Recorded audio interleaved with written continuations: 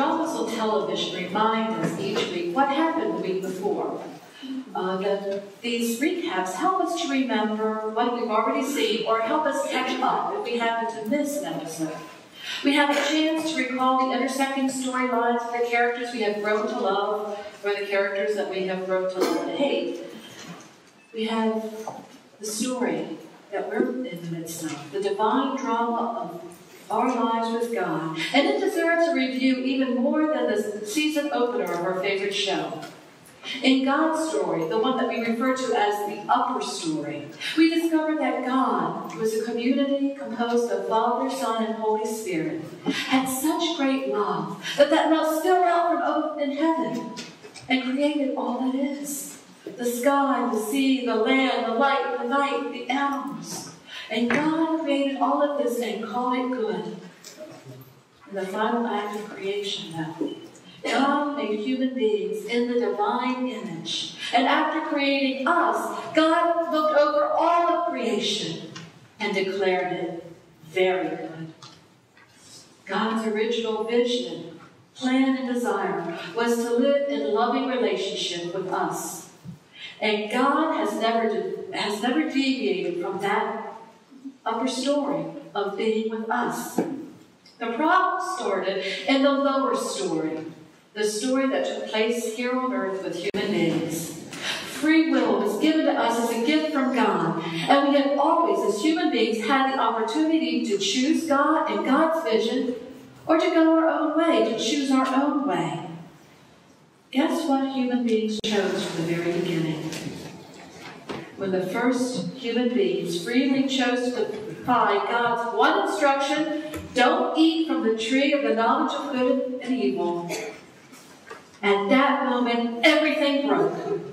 This very good creation that God put into place broke. Everything broke down to the very cells of our body. Nothing has worked right ever since. Everything changed.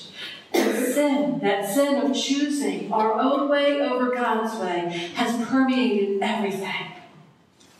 So to prevent humans from living eternally in a life in the state of sin, God very graciously removed us from paradise so that we could not eat from the tree of life, so that we would eventually die. But when God removed us from paradise, God did not send us out naked and vulnerable. You see, God still loved us, God still cared, so God clothed us and provided for us, covering us. But ever since that time, God has been working to bring us back to where we belong. We were made for paradise. We were made for that place. We were made to be in perfect union and communion with God.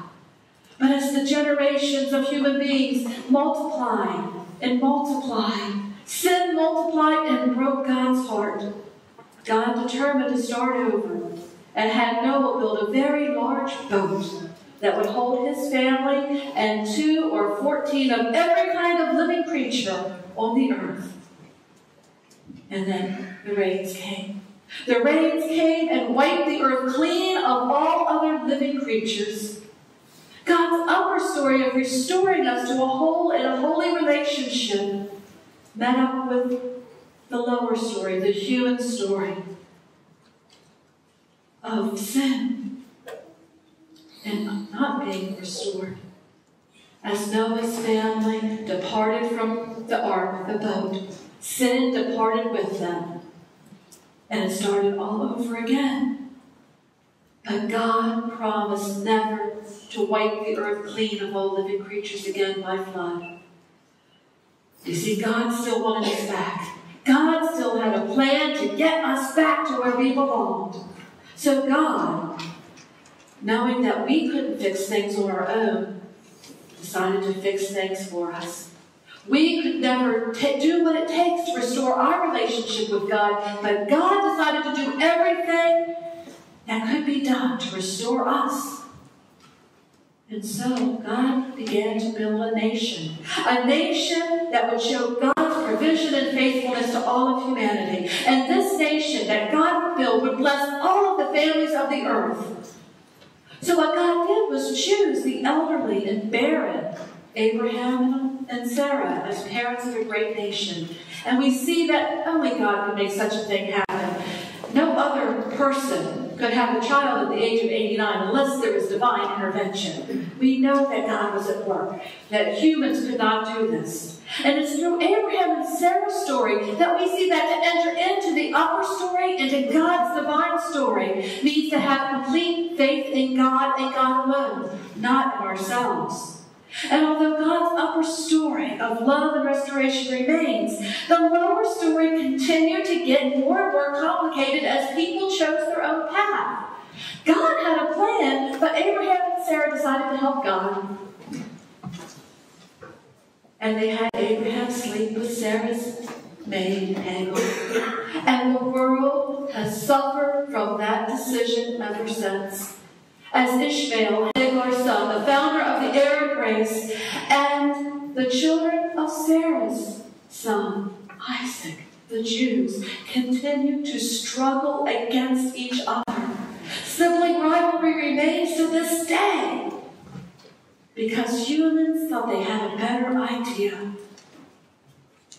But God continued to pursue us, despite the fact that the animosity between Isaac's children also led to animosity between Jacob's children. You see, Jacob cheated his brother Esau out of his inheritance and blessing, and then Jacob, later called Israel, played favorites with his son, and God continued to pursue us despite all that we had done, because God's desire was for us to know and to love God and to be known and loved by God.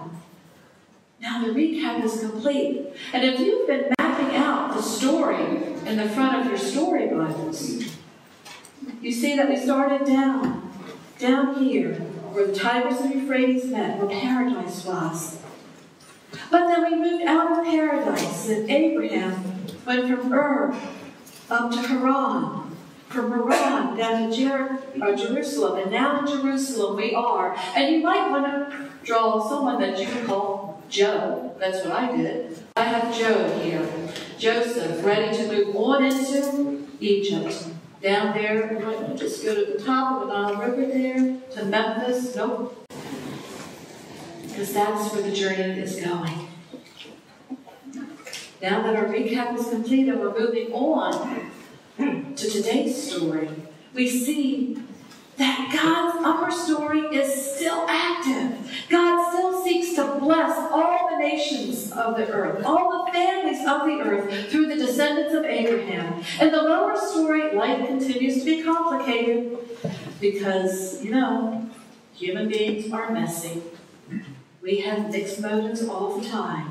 But God is always providing a way for us to move beyond the lower story, move on up into that upper story of God's. You see, Joseph was his father's favorite son.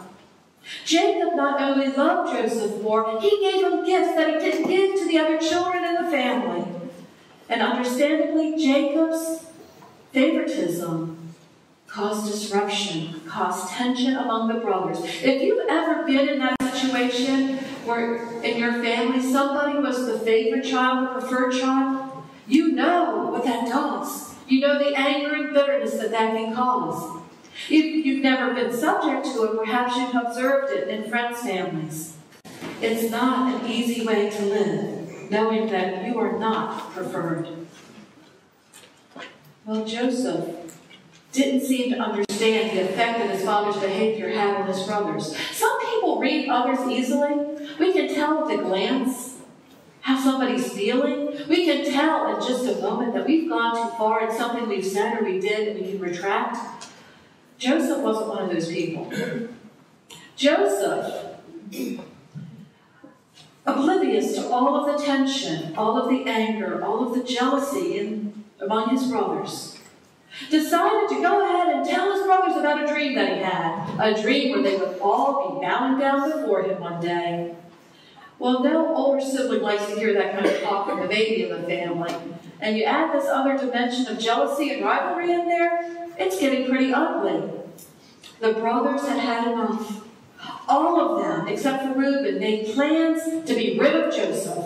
Now, initially they thought to kill him and just be done with the whole mess, But then they decided, well, why not make a little money on the deal? They sold him into slavery. They sold him to some slave traders that would take him down into Egypt. That's how Joseph went from his father's home to a foreign land. Well, when the slave traders took Joseph to Egypt, the king's officials bought him. One official in particular, Potiphar. God was with Joseph through all of this, though. You see, God was with Joseph despite the arrogance and bragging.